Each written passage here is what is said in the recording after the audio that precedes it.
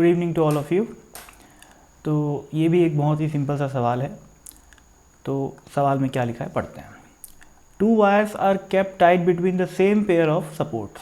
तो ये जो है सपोर्ट है दोनों, और ये जो रेड वायर है और ये जो ग्रीन वायर है उसको मैं वायर नंबर 1 और वायर नंबर 2 बोल देता हूँ। दोनों वायर्स को सेम सपोर्ट के बीच में रखा गया है। The tensions in the wires are in the ratio 2:1। दोनों वायर के बीच में जो टेंशन का रेशियो है वो दिया हुआ है हमें T1:T2 = 2/1।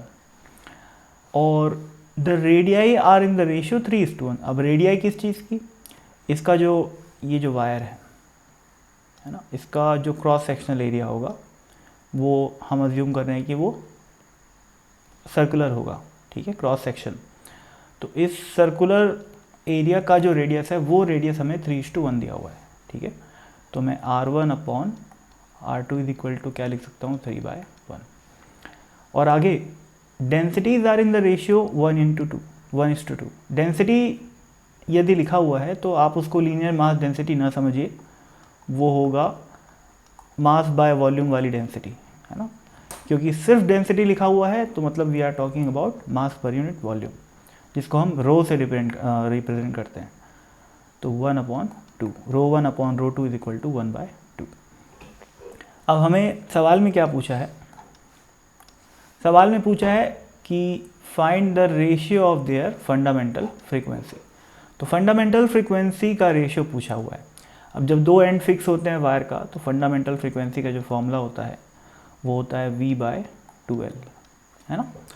और ये वायर 1 का ये आ जाएगा, और इसका रेशियो पूछा हुआ है किसके साथ, वायर 2 के साथ। वायर 2 का जो फंडामेंटल फ्रीक्वेंसी है उसके साथ रेशियो पूछा है। एक सेकेंड, हाँ। तो ये क्या बन जाएगा देखते हैं, ये बन जाएगा V/2L2, ठीक है। तो अब देखो भाई ये 2 और 2 तो कट ही जाएगा। L की बात करें तो दोनों वायर चूँकि दोनों सेम सपोर्ट के बीच में है तो ऑब्वियसली लेंथ भी सेम हो जाती है, तो L भी कट गया, बचा क्या, V1/V2। तो वेलोसिटी का जो रेशियो होगा वही फंडामेंटल फ्रीक्वेंसी का रेशियो भी होगा। वेव वेलोसिटी V1 और V2 क्या है, वेव वेलोसिटी है। अब वेव वेलोसिटी का जो फॉर्मूला होता है वो क्या होता है, वो होता है wave velocity = √T bye linear mass density, यानी कि म्यू। अब मैं एक छोटी सी और चीज़ बताता हूँ। लीनियर मास डेंसिटी में और डेंसिटी में, यानी कि लीनियर मास डेंसिटी में और मास पर यूनिट वॉल्यूम में क्या रिलेशन होता है ये अपने को देखना पड़ेगा। तो वो अपन यहाँ पर देख लेते हैं।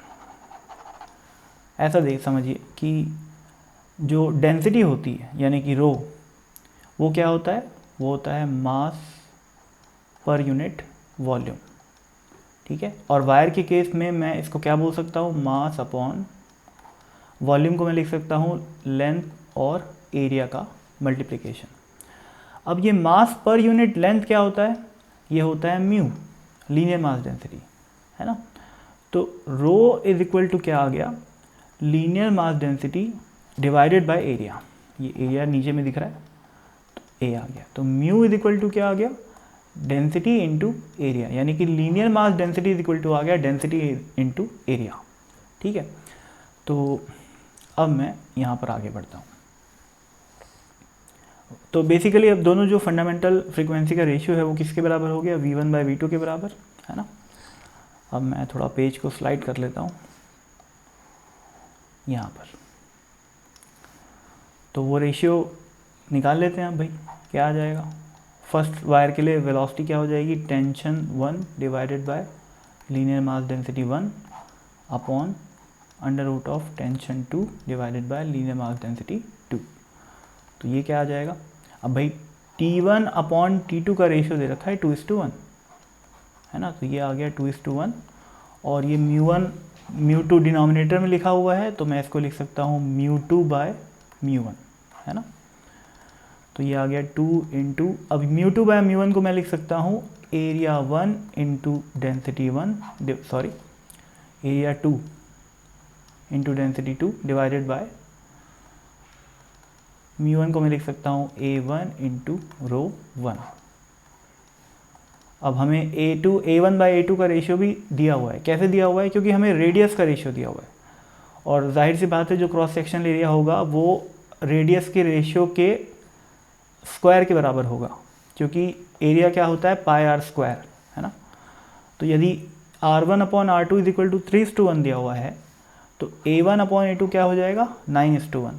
ठीक है, तो ये हो गया 2, और यहाँ नीचे 9 आ जाएगा और ऊपर 1 आ जाएगा। और क्या बचा अपने पास, रो 1/रो 2, है ना।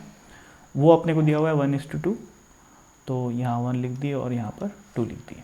तो ये क्या बन गया, 2 × 2 इज़ 4 और ये 9, तो 4/9, 4/9 का अंडर रूट लगाएंगे तो क्या बनेगा, 2/3। ठीक है, तो ये किसका रेशियो आ गया, ये दोनों की वेलोसिटी का रेशियो आ गया। दोनों रस्सियों में जो ट्रांसवर्स वेव जाएगी उसकी वेलोसिटी का रेशियो आ गया, और वो किसके बराबर है, वो फंडामेंटल फ्रीक्वेंसी के रेशियो के बराबर है। So 2:3 is our answer. I hope आपको समझ में आया हो। बहुत बहुत धन्यवाद।